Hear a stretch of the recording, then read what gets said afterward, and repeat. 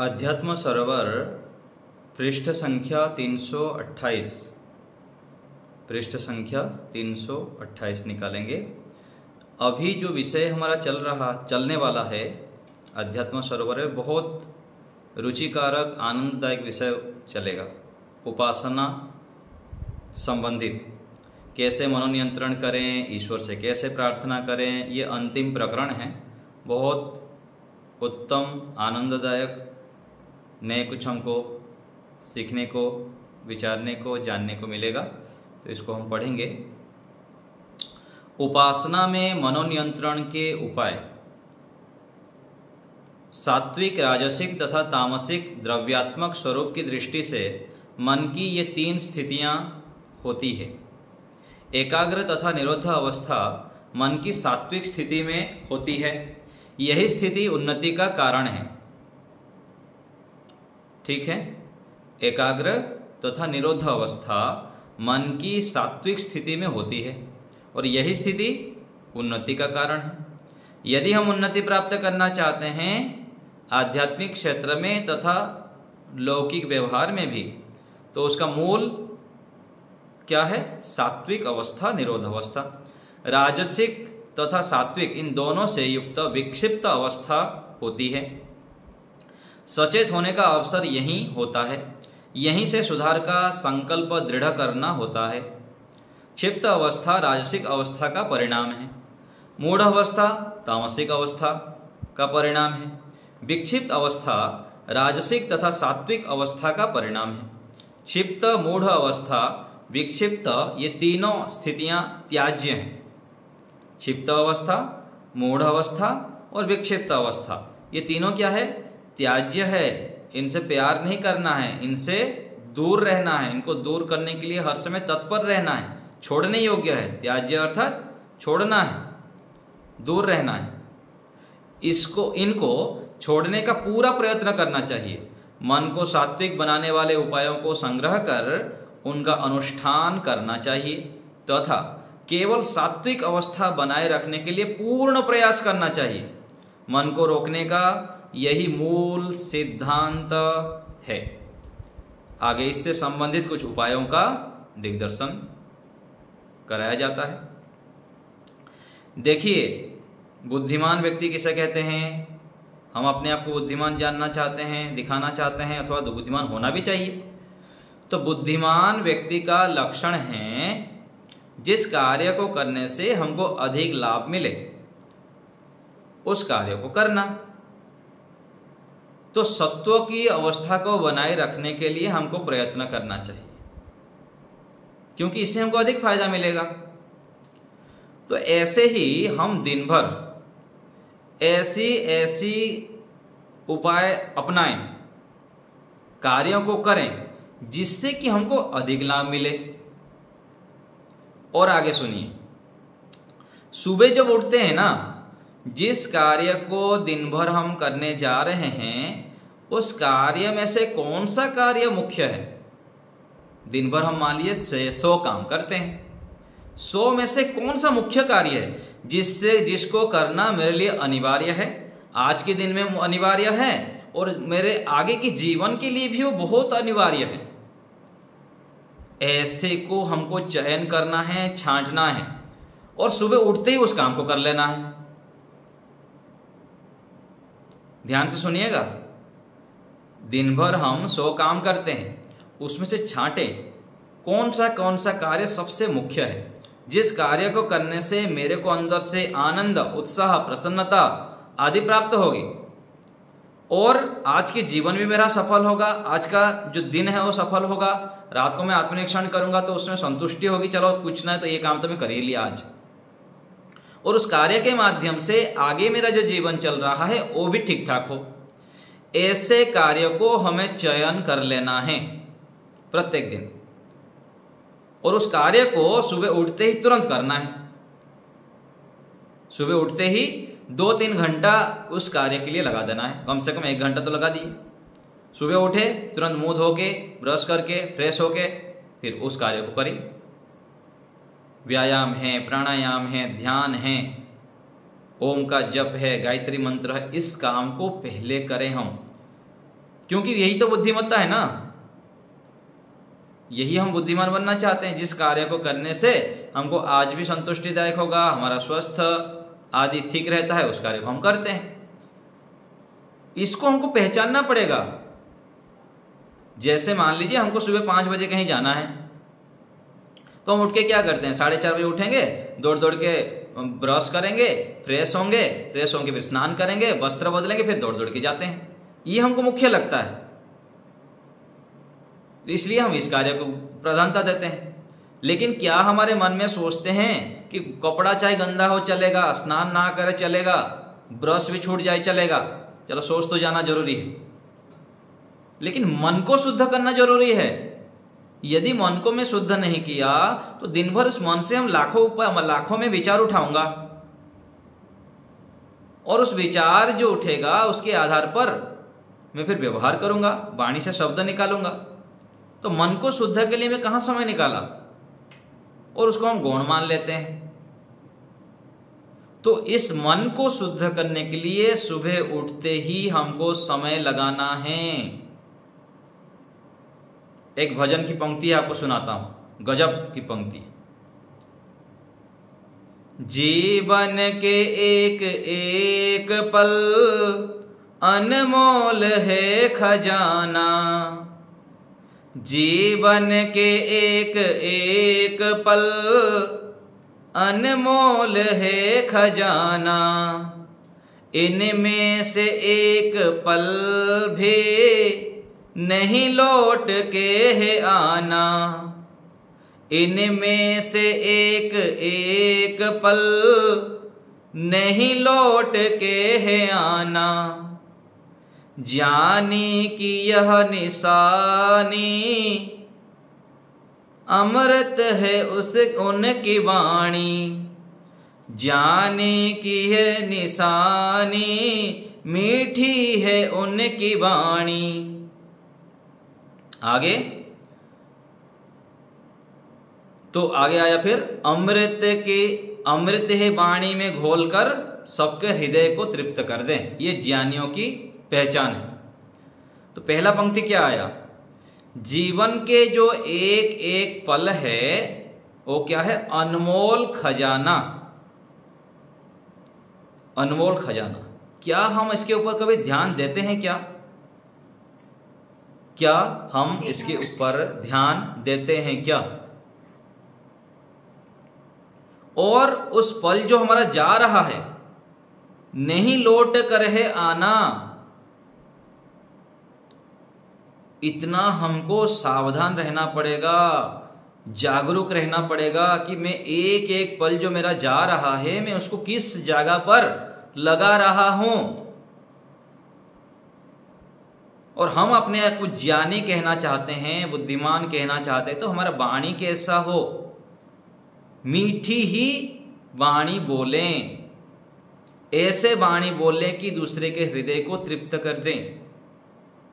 यदि हम कटु बोलते हैं, अप्रिय बोलते हैं, तो सोच लीजिए कहाँ हैं हम। तो मैं आपको संकेत कर रहा था कि सुबह उठते ही हम दिन भर के कार्यों को जो भी है उसमें से मुख्य कार्य को कर लें, यही बुद्धिमत्ता की पहचान है। जो ऐसे कर लेता है वो जीवन को सफल बना देता है। और आपको मैं बताया था पहले कि अच्छे अच्छे बातें जो हम सीखते हैं, सुनते हैं, उसको लिख लिया करें, और जीवन में ऐसे कुछ कार्य चुने जो हम बनना चाहते हैं, प्राप्त करना चाहते हैं, उसको लिखें कि मुझको ये चाहिए। आपको पूछा जाएगा कि आपको क्या क्या चाहिए, आप किस लिए कार्य करते हैं, जीवन में क्या प्राप्त करना चाहते हैं आप। कोई बोलेगा मेरा स्वास्थ्य ठीक हो, मजबूत हो, मैं प्रसन्न रहना चाहता हूँ, हर समय अच्छा सोचना चाहता हूँ, ऐसे ऐसे बोलेंगे। तो ये होना चाहिए क्या क्या मैं जीवन में उपलब्धि प्राप्त करना चाहता हूँ, और उसमें से भी छांट के 2-3 चीजें लिखिए, उसको बार बार मन में आवृत्ति करिए। और जो आप प्राप्त करना चाहते हैं, जो आप प्राप्त करना चाहते हैं विशेष, उस कार्य को दिन भर के दिनचर्या के प्रथम पंक्ति में रखिए। वो काम पहले कर लिए, स्नान बाद में, बाकी घर के झाड़ू पोछा लगाना, कुछ भी करना अलग बात, काम बाद में। पहले उस कार्य को कर लीजिए जल्दी उठ के। फिर बहानाबाजी नहीं करेंगे, मुझको तो ध्यान के लिए समय नहीं मिलता है, व्यायाम के लिए समय नहीं मिलता है, प्राणायाम के लिए समय नहीं मिलता है, ये कुछ ना रहे। पहले जल्दी उठ के उस काम को करें। और उस सुबह उठ के जल्दी उठने के लिए रात को जागरूक होना पड़ेगा, रात को जल्दी सोना पड़ेगा आपको।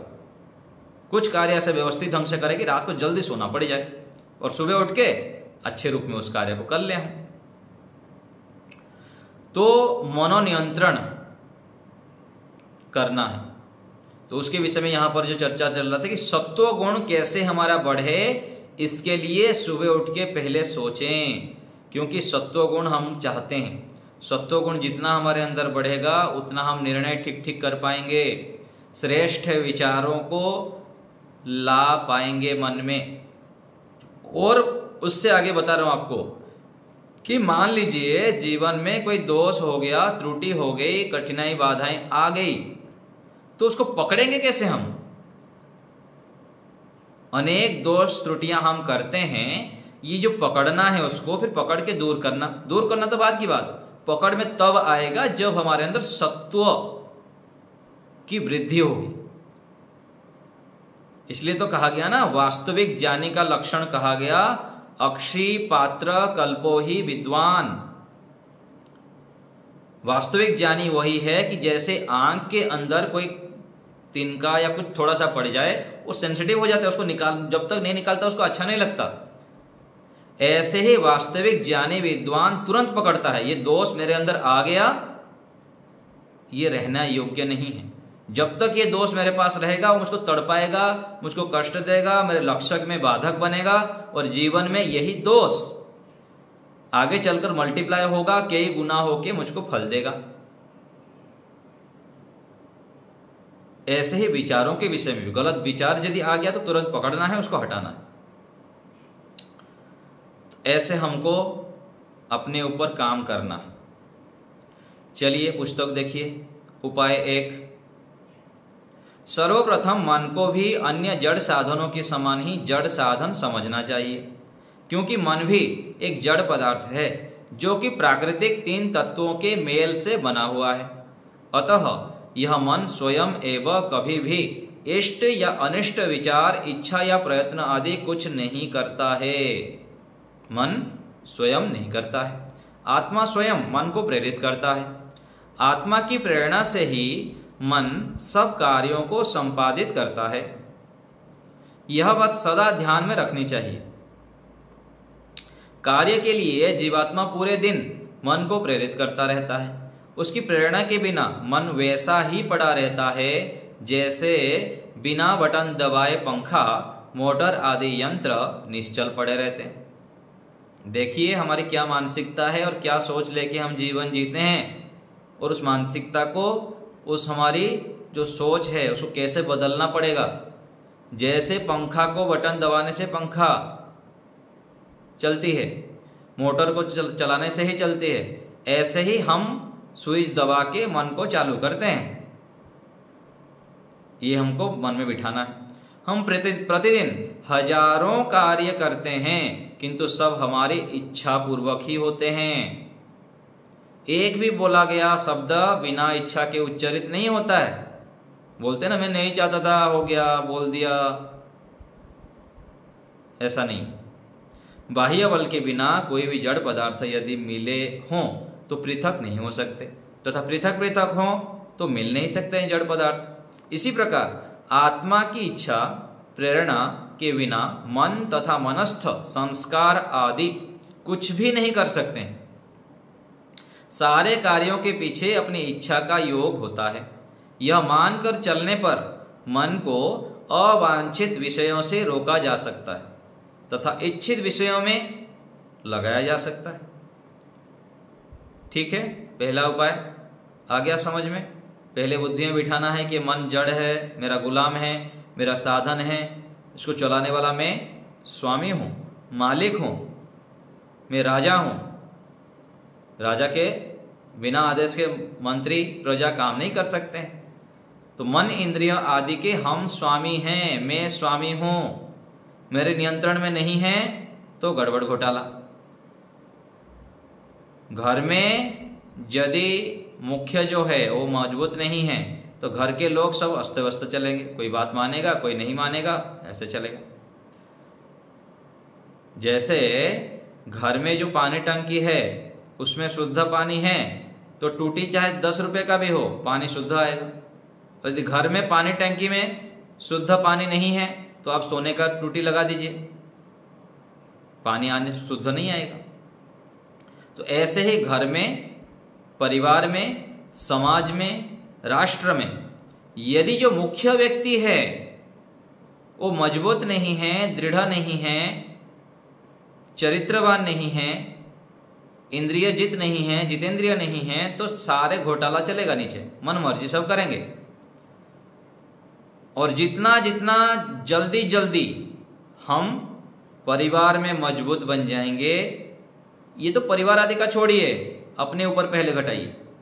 हम आत्मा जब तक मजबूत नहीं बनेंगे, पवित्र नहीं बनेंगे, शुद्ध नहीं बनेंगे, तपस्वी नहीं बनेंगे, ये जो हमारी प्रजा है ना, इंद्रियां, मन, बुद्धि आदि हमारे ऊपर हावी हो जाएंगे।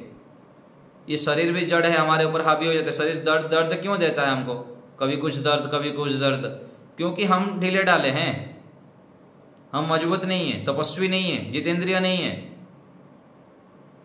जब हम उग्र तपस्या करेंगे, पुरुषार्थी हो जाएंगे, मेहनती बनेंगे, पसीना बहाएंगे, इससे काम लेना शुरू कर देंगे। ये सारे जितने हमारे जड़ पदार्थ हैं ना, इनको हम तो पाल के रखे हैं, इनसे मेहनत नहीं कराते हैं। ठुकाई पिटाई करके जब इंद्रियों से, शरीर से, मन से काम लेना लग जाएंगे ना, सब फिर जी हुजूर करके सलाम होके बैठ जाएंगे सब। तो इसीलिए हम ये जाने कि मैं ही सब इंद्रियों को चलाने वाला हूं, ऐसे मान के अपने आप को सत्व में प्रतिष्ठित करना है, मजबूत बनाना है। उपाय 2, मन स्वयं कुछ नहीं करता तथा हमारी इच्छा से ही कार्य करता है। इसको निम्न प्रयोग से समझा जा सकता है। शिष्य अध्यापक के दृष्टांत से वर्णन किया जाता है। अध्यापक शिष्य को निर्देश करते हैं, शिष्य उनके निर्देश अनुसार कार्य करते जाते हैं। अध्यापक एक आसन पर बैठ जाएं, आंखें बंद कर लें, शरीर को ढीला छोड़ दें, बिल्कुल पत्थर की भांति निश्चेष्ट हो जाएं, तनिक भी हिलना डुलना नहीं है। अब ध्यान दें, क्या रूप, रस, गंध का ज्ञान हो रहा है? शिष्य कह रहे नहीं। फिर अध्यापक, कोई चीज सुनाई दे रही है? शिष्य कह रहे हाँ। घड़ी की टिक टिक सुनाई दे रही है। अध्यापक कह रहे अच्छा। अच्छा, और कुछ सुनाई दे रही है? शिष्य कह रहे हाँ, बाहर से झिगुर की आवाज आ रही है। अध्यापक, अच्छा, उसके साथ और कोई ध्वनि दे रही है? शिष्य कह रहा नहीं। अध्यापक, अब प्रातः काल से अब तक के कार्यों को देखो। कुछ काल उपरांत अध्यापक कह रहे क्या इस काल में यहाँ जिस आसन पर बैठे हैं उसका पता चल रहा था? शिष्य कह रहा नहीं। अध्यापक कह रहे अब चल रहा है? शिष्य कह रहा है हाँ। अध्यापक कह रहे इसके पूर्वक, इससे पूर्वक क्यों नहीं पता चल रहा था? शिष्य कह रहे मन विषयांतर में लगा हुआ था। इस प्रकार मन अनिच्छित विषयों से हटकर ऐच्छिक विषय में लगाया जा सकता है। आया समझ में? दूसरे उपाय, मान लीजिए किसी को बोला जाएगा कि आप यहाँ से 5 किलोमीटर दूर जाइए, आपको 5 लाख रुपया मिलेगा। कितने मिनट में? 1 घंटे में। 1 घंटे में 5 किलोमीटर जाना है, कितना मिलेगा? 5 लाख रुपया। उसको आप कुछ भी प्रयोग कर सकते हो। चलो लोभ नहीं है, कोई बात नहीं, दान कर सकते हैं, यज्ञ कर सकते हैं, अपने इच्छा जो भी काम करना है कर सकते हैं। 5 किलोमीटर जाना है 1 घंटे में। उसी को कहा जाएगा आपको आधे घंटे में पहुंचना है और 10 लाख रुपया मिलेगा। ठीक है, तो क्या करेगा? आधे घंटे में पहुंचेगा, साइकिल में चला जाएगा 5 किलोमीटर, बाइक में चला जाएगा, कार में चला जाएगा।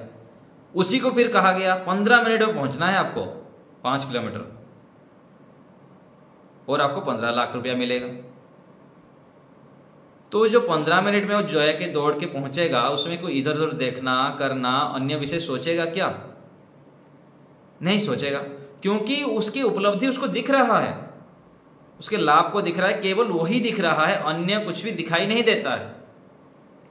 इस प्रकार से उपासना का लाभ, ईश्वर की महत्ता, गुणवत्ता, क्या लाभ होता है, ये सब जब हमारे मन में बैठ जाएगा, अच्छे से बैठ जाएगा, तो हम इधर उधर के विचारों को नहीं लाएंगे। और यदि आता है तो क्या विरोधी तत्व है उसको जानने की प्रयास करेंगे। और जब इस प्रकार से हम आगे बढ़ेंगे तो मन को आराम से रोक पाएंगे। तो ये 2 नंबर उपाय बता दिए कि जो जिस विषय में हम लगाना चाहते हैं उस विषय को अच्छे प्रकार से जब संकल्पित करके लग जाएंगे तो हम उसमें एकाग्र हो सकते हैं, असंभव नहीं है। तीसरा उपाय, उपासना के समय मन स्थिर नहीं होता। इसका कारण है उपास्य ईश्वर के प्रति श्रद्धा का न्यून होना। ईश्वर में अश्रद्धा होने से हम मन को ईश्वर के प्रति नहीं लगा पाते हैं, तथा सांसारिक वस्तुओं के प्रति अति श्रद्धा, निष्ठा, रुचि, विश्वास आदि होने से हम मन को सांसारिक विषयों में लगा लेते हैं। क्या है सांसारिक वस्तुओं में? अति श्रद्धा है, निष्ठा है, रुचि है, विश्वास है, उसमें लाभ दिखाई देता है, इसलिए उधर मन चला जाता है। लौकिक वस्तुओं के प्रति तृष्णा अधिक है। 3-3 घंटे तक चलचित्र देखते रहते हैं, क्या वहां से मन कहीं भागता है? प्रश्न। बुद्धिमान विद्यार्थी का मन परीक्षा के प्रश्नोत्तर पूर्ण किए बिना कहीं इधर उधर नहीं भागता है। जो बुद्धिमान है, परीक्षा में तैयारी किया है, नहीं भागता है। इसी प्रकार जिसकी रुचि भोजन में होती है, जब तक वह भोजन कर रहा होता है तब तक बाहर क्या हो रहा है उसका कोई पता ही नहीं रहता। किसी के संगीत में, किसी की अन्य में, इसी प्रकार प्रत्येक की भिन्न भिन्न विषयों में रुचि रहती है और वह उसमें तल्लीन हो जाता है, तल्लीन हो जाता है। इसी प्रकार इस तल्लीनता को यहां से उठा के हमको ईश्वर में लगाना है। जहां जहां लाभ की संभावना हो वहां मन को लगाए रहने के लिए, तथा जहां जहां हानि की संभावना हो वहां वहां से मन को भगाने के लिए व्यक्ति सदा तैयार रहता है। जैसे किसी को कहा जाए यह 1 करोड़ की गड्डी है, इसे ठीक ठीक गिन लो, इसमें से 1000 पारिश्रमिक दिया जाएगा। गलत गिनने पर कुछ नहीं मिलेगा, तो क्या गिनने वाला गिनती में भूल करना चाहेगा? इसी प्रकार जुआ खेलते समय जुआरियों को कह दिया जाए कि पुलिस आ रही है, तो क्या वे वहां टिकना चाहेंगे? उपासना में भी हमारी ऐसी स्थिति रहती है।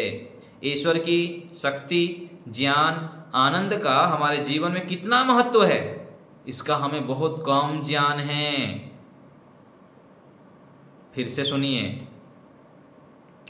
ईश्वर की शक्ति, ज्ञान, ईश्वर की शक्ति, ज्ञान, आनंद का हमारे जीवन में कितना महत्व है, इसका हमें बहुत कम ज्ञान है, बहुत कम ज्ञान है।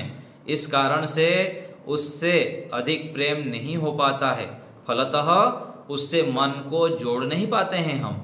जब हम ईश्वर के महत्व को समझ जाएंगे, उसके अपार ज्ञान, बल, आनंद की हमें अपेक्षा प्रतीत होने लगेगी, तो लगेगा कि मन स्वतः उसमें लगने लगा। उपासना काल में होने से पहले आप दौड़ दौड़ के वहां भागेंगे, उपासना काल के लिए आप दिन भर प्रयत्न करेंगे। दोपहर को भोजन करते समय आपको शाम की उपासना की चिंता होगी, क्योंकि यदि थोड़ा सा भी मैं उपासना भोजन अधिक कर लिया तो शाम को मेरी पेट भारी रहेगी, मैं उपासना ठीक से नहीं कर सकता, मन को एकाग्र नहीं कर सकता, क्योंकि भोजन अधिक करने से रजोगुण तमोगुण बढ़ जाएगा। उपासना में सत्वगुण चाहिए। ऐसे ही एक विशेष बात बता रहा हूं, जिसकी ईश्वर में विशेष रुचि हो जाती है, जो सत्वगुण को बनाए रखना चाहता है, वो सुबह उठते ही इतना सावधान रहता है, इतना सावधान रहता है कि मेरे से कोई भी मन, वाणी, शरीर से गलती ना हो जाए, यम नियम से विरुद्ध आचरण ना कर लूं, ईश्वर की आज्ञा से विरुद्ध मेरा काम ना हो जाए। क्यों? क्योंकि मेरे पिता नाराज हो जाएंगे, मैं उनके आनंद से वंचित रह जाऊंगा। मुझको आनंद चाहिए। इतना सावधान रहने पर ही हम ईश्वर के आनंद को प्राप्त कर सकते हैं और उसके प्रति तड़प हो सकता है। जो मिल जाएगा खजाना तो फिर दौड़ दौड़ के भागेंगे। जैसे हम समय को कैसे बर्बाद करते हैं, आज समय के मूल्य को समझते ही नहीं है। जब हमको समझ में आ जाएगा कि जीवन का एक एक पल अनमोल है खजाना, जैसे पैसा का मूल्य को हम समझते हैं, यदि हम एक एक मिनट के समय को पहचान लेंगे तो कहाँ समय व्यर्थ जाएगा। जैसे मैं अभी पढ़ा रहा हूँ, अभी पढ़ागा, अभी फिर 3 से 4 बजे तो एक क्लास लूँगा, फिर 4 से 5 बजे तो एक क्लास लेना है मेरे को अभी, फिर 5 बजे तुरंत जाके स्नान आदि करके फिर यज्ञ में जाऊँगा, फिर 5:30 यज्ञ से आके फिर ध्यान में बैठूंगा 8 बजे तक, फिर 8 बजे उठूंगा, फिर एक क्लास लूँगा 8 से 8:30, फिर 8:30 से 9 बजे तक और एक क्लास लूँगा। ये मेरा शेड्यूल आज का बता रहा हूँ आपको। फिर 9 बजे तुरंत मुझको जप आदि करके फिर सोना पड़ता है, क्योंकि सुबह जल्दी मुझको उठना पड़ेगा। अभी बहुत सारे मिस कॉल बचा हुआ है सुबह से, क्योंकि सुबह भी कई सारे कक्षाएं ले रहा था मैं। उनको फिर थोड़ा सा भी समय मिल जाए बीच में तो उन मिस कॉलों को भी फोन करूंगा। तो ऐसे हमको संकल्पित होना है कि सुबह से लेकर रात तक 16 से 18 घंटा मुझको पुरुषार्थ पुरुषार्थ पुरुषार्थ में जीवन बिताना है। क्योंकि पुरुषार्थ है इस दुनिया में, मन चाहा फल देता है, मन चाहा फल पाया उसने, जो आलस बन के पड़ा न रहा। तो यदि हम सुख शांति प्राप्त करना चाहते हैं, स्थायी सुख, स्थायी शांति, स्थायी प्रसन्नता, शौर्य, धैर्य, उत्साह, पराक्रम यदि चाहते हैं तो पुरुषार्थी बनना पड़ेगा। दिन भर ऐसे ऐसे कार्य को हम चुन के रखें कि जो कार्य से हमारा भी कल्याण हो, देश, राष्ट्र, विश्व का कल्याण हो। ऐसे कार्य को हमको चुन के व्यवस्थित ढंग से व्यस्त रहना है। जो व्यस्त रहता है वह मस्त रहता है, चुस्त रहता है, तंदुरुस्त रहता है। अस्त व्यस्त नहीं, व्यस्त रहना है और अच्छे कार्यों में व्यस्त रहना है, ईश्वर आज्ञा युक्त कार्यों में व्यस्त रहना है। तो एक एक पल, एक एक मिनट को हमको इतना व्यवस्थित करना है और अच्छे प्रकार से नियोजित करना है, जिससे कि हमारे जो श्रेष्ठ मनोकामना है वो पूर्ण होगा, परमात्मा देंगे। तो हम ईश्वर के महत्व को समझें।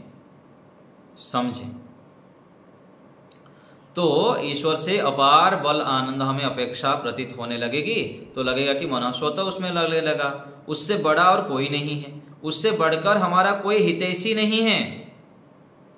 परमात्मा हमारे परम हितैषी हैं। परमात्मा हमारे परम पिता, परम माता, परम गुरु, परम सखा, परम वैद्य। रोग व्याधि होने पर परमात्मा के चरण में पहले हाजिरी लगाइए, गुहार लगाइए, अपने लिस्ट लगाइए। और समाज, राष्ट्र में, घर परिवार में कोई हमारा इतना बड़ा हितैषी हो ना हो, थोड़ा बहुत कोई हित हमारा कर सकता है, लेकिन परमात्मा हमारा परम हितैषी है, सबसे बड़े हितैषी। ये हमको विश्वास करना है, बनाना है। संसार के जड़ चेतन मिलकर हमारा जितना उपकार कर सकते हैं उससे अधिक ईश्वर हमारा उपकारी है। ये सारे सहायक भी ईश्वर के सहयोग से ही हमारी सहायता करने में समर्थ होते हैं। यह अनुभूति होने पर हम मन को उससे दूर नहीं जाने देंगे, ईश्वर में ही लग जाएगा मन। आत्मनिरीक्षण से पता चलता है कि भूमि, भवन, धन, प्रतिष्ठा, आसन, पुस्तक आदि में हमारा अधिक लगाव है। ये वास्तविकता है। आत्मनिरीक्षण करेंगे तो पता लगेगा हमारा कहाँ कहाँ लगाव है। जितने शरीर की रक्षा के उपाय को जानते हैं उतना ईश्वर प्राप्ति के उपाय को नहीं जानते हैं। विद्या से उनका प्रयोग करके आनंद लेते हैं, किंतु यह विद्या उसी प्रभु की है ऐसा समझने का प्रयत्न नहीं करते हैं। हम फल की मिठास का आनंद लेते हैं, किंतु उसमें रस भरने वाले कलाकार को नहीं समझते हैं।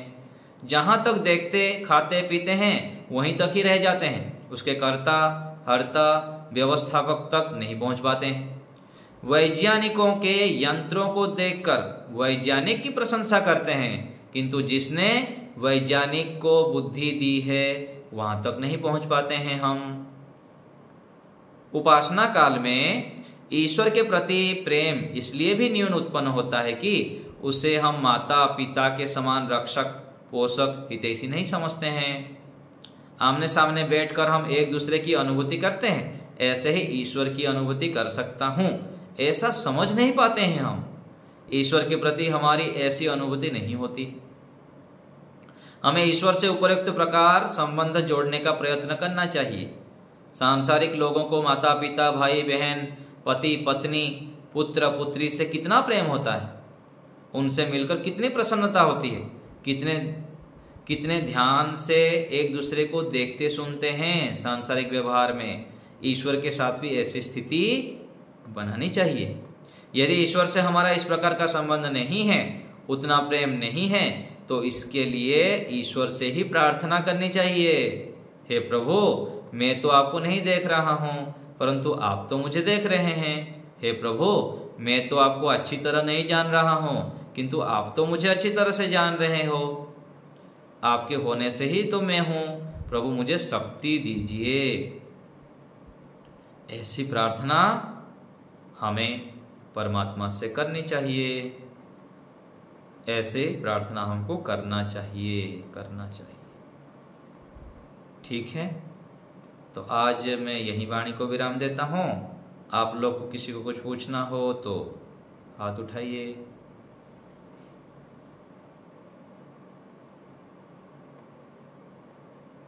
तिरुमल जी बोलिए। नमस्ते आचार्य जी। आचार्य जी, हम लोग अभी देखने कक्षा करते हैं या फिर कुछ भी पढ़ना रहता है घर में, अगर बाहर जाना पड़ता है ऐसे ही कामों में, तो जाना चाहिए कि नहीं जाना चाहिए? देखिए, जाने से कितना लाभ है कितना हानि है, ये सब विचार करना पड़ता है बुद्धिमत्ता पूर्वक। और इसीलिए तो जो बड़े बड़े गुरु आचार्य, अरे महाराज जी माइक तो म्यूट करिए, जब बोलेंगे तो माइक खोलिएगा। हाँ, तो आप भी माइक म्यूट करिए।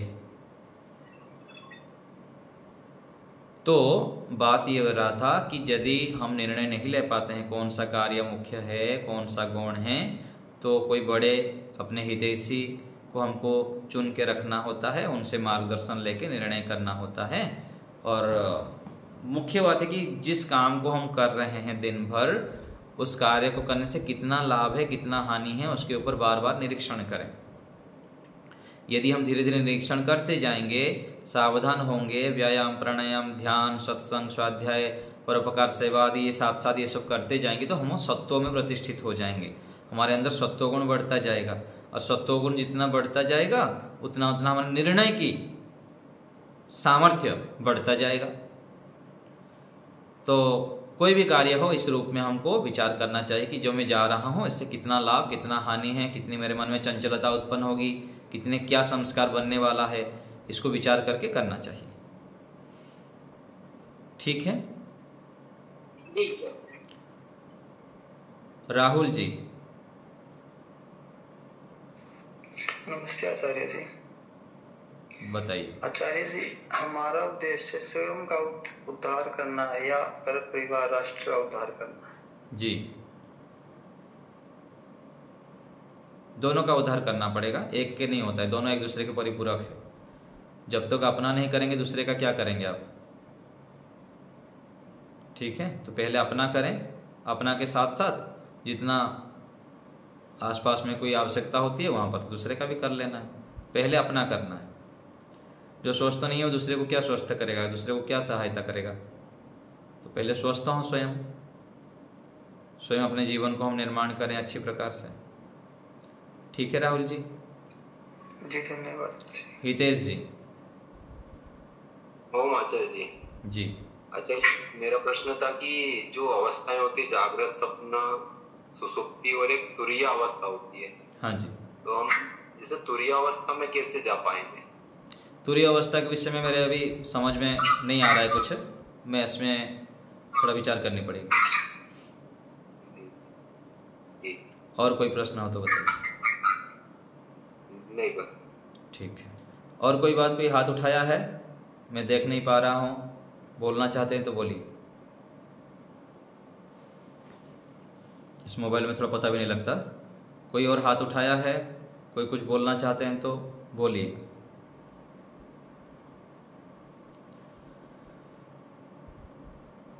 ठीक है, किसी को बोलना नहीं है? चलिए, तो यहीं विराम देते हैं।